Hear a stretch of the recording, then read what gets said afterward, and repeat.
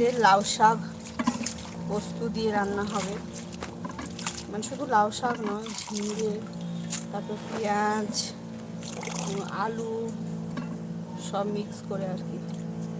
তো যারা যারা লাইভে আছো একটু করে লাইক দিয়ে দিও, তাহলে লাইভটা করতে আমারও ভালো লাগবে।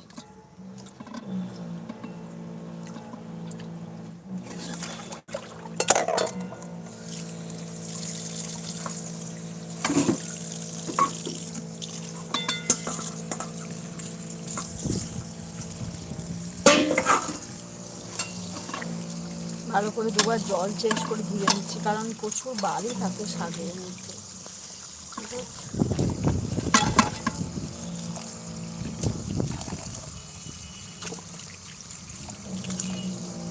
আর আমি যা এসেছি একদিনও রান্না করিনি, তুলিকায় এতদিন করছিল, আজকে আমি দুটো রান্না করব। একটা হচ্ছে ওই ঝিঙে আলু লাউ শাক দিয়ে একটা পোস্ত, আর মাছের ঝোল।